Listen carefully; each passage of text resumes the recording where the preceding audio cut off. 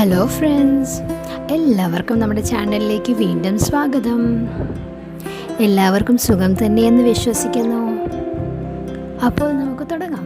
വീട്ടിൽ ഒരു തക്കാളിയെ ഇരിപ്പല്ലോ, കറി എന്ത് വയ്ക്കാം എന്ന് ആലോചിക്കേണ്ട കേട്ടോ. ഒരു തക്കാളി വെച്ച് ഒരു രസമായാലോ? നല്ല രസമുള്ള രസമുണ്ടാക്കാൻ ആവശ്യമായ സാധനങ്ങൾ നോക്കാം. ആദ്യം നമുക്ക് അരച്ചെടുക്കാൻ ആവശ്യമായ സാധനങ്ങൾ നോക്കാം. ഒരു തക്കാളി, ഒരു സവാള, 4-5 പച്ചമുളക്, 8-10 വെളുത്തുള്ളി, 1 ഇഞ്ച് വലുപ്പത്തിലുള്ള ഇഞ്ചി ചെറുതായിട്ട് അരിഞ്ഞത്, കുരുമുളകും ആവശ്യത്തിന് മല്ലിയിലയും. ഇതെല്ലാം നമ്മൾ മിക്സിയിലിട്ടൊന്ന് അരച്ചെടുക്കുന്നുണ്ട്. അതിന് ചെറിയ ചെറിയ കഷ്ണങ്ങളാക്കി ഒന്ന് വെച്ചാൽ മതി.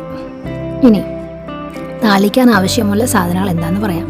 1 ടീസ്പൂൺ കടുക്, 1/4 ടീസ്പൂൺ ഉലുവ, 1/4 ടീസ്പൂൺ ഉഴുന്ന്, 1/2 ടീസ്പൂൺ ജീരകം 1 ടീസ്പൂൺ ആയാലും കുഴപ്പമില്ല. പിന്നെ വെളുത്തുള്ളിയും സവാളയും ഇഞ്ചിയും കുറേശ്ശെ മതി, കാരണം നമ്മൾ അരയ്ക്കാൻ എടുക്കുന്നുണ്ടത്. പിന്നെ ഒരു 5-6 വറ്റൽമുളകും, അവസാനം നമുക്ക് കുറച്ച് മല്ലിയിലയും ആവശ്യമാണ്. കുറച്ച് മല്ലിയില നമ്മൾ അരയ്ക്കാനും എടുക്കുന്നുണ്ട്, കുറച്ച് മല്ലിയില നമ്മൾ അവസാനം ഒന്ന് താളിച്ച് കഴിയുമ്പോൾ ഒന്ന് ഇടുന്നുണ്ട്. ഓക്കെ, ഒരു നെല്ലിക്ക വലുപ്പത്തിലുള്ള പുളി ഒന്ന് വെള്ളത്തിൽ കുതിർക്കാൻ വയ്ക്കാം. ഇനി നമുക്കിത് അരച്ചെടുത്തോണ്ട് വരാം. തക്കാളി, സവാള, പച്ചമുളക്, വെളുത്തുള്ളി, ഇഞ്ചി, കുരുമുളക്, കുറച്ച് മല്ലിയില.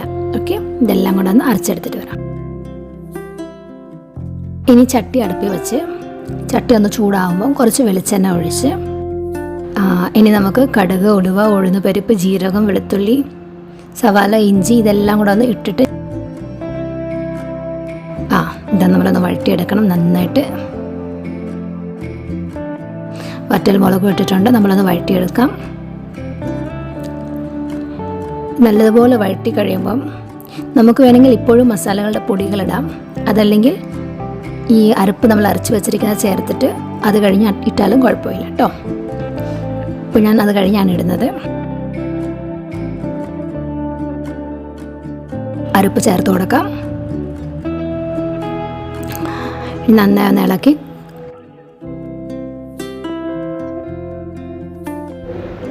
ഇനി കുറച്ച് പുളിവെള്ളം കൂടി ചേർത്ത് കൊടുക്കാം.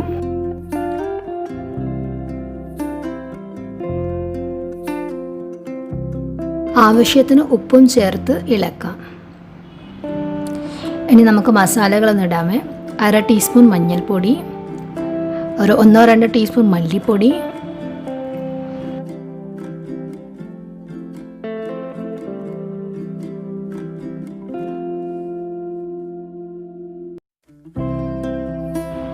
പിന്നെ 1 ടീസ്പൂൺ അതുപോലെ കായപ്പൊടിയും കൂടെ ഇട്ട് കൊടുക്കാം. ഇതെല്ലാം ഒന്ന് ഇളക്കിയിട്ട് ഈ രസം ഇങ്ങനെ കുറുകിയിരുന്നാൽ പാടില്ല. രസം നല്ല വെള്ളത്തിലല്ലേ കിടക്കുന്നല്ലേ. ഇനി നമുക്കതിൽ കുറച്ച് കഞ്ഞിവെള്ളം ചേർത്ത് കൊടുക്കാം. കഞ്ഞിവെള്ളത്തിന് നല്ല ഗുണങ്ങളുള്ള സാധനമാണ്. കഞ്ഞിവെള്ളത്തിൻ്റെ ഒരു വീഡിയോ ഞാൻ ഇടുന്നുണ്ട്. അപ്പോൾ കഞ്ഞിവെള്ളത്തിൻ്റെ ഗുണങ്ങളൊക്കെ നിങ്ങൾ അറിയുകയും ചെയ്യും. ഇനി കുറച്ച് കഞ്ഞിവെള്ളം ചേർത്ത് കൊടുത്ത് ഇതൊന്ന് നീട്ടിയെടുക്കാം. കഞ്ഞിവെള്ളം ചേർക്കുമ്പോൾ നല്ല ടേസ്റ്റും ഉണ്ടായിരിക്കും, നമുക്ക് ആവശ്യത്തിനുള്ള വെള്ളവും കിട്ടും അല്ലേ. നല്ല രസമായിരിക്കും. രസം ഏകദേശം ആയിട്ടുണ്ട്. ഒന്ന് തില വന്ന് കഴിയുമ്പോൾ നമുക്കൊന്ന് നിർത്താം.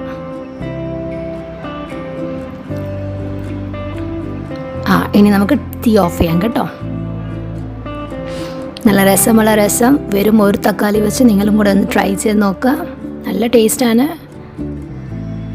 അപ്പം 1 തക്കാളിയോട് കറിയൊന്നും ഉണ്ടാക്കാൻ നോക്കിയില്ല എന്ന് ഓർത്ത് നിങ്ങളിരിക്കേണ്ട. 1 തക്കാളി വെച്ച് നല്ല രസമുള്ള രസം ഉണ്ടാക്കി കൂട്ടാം.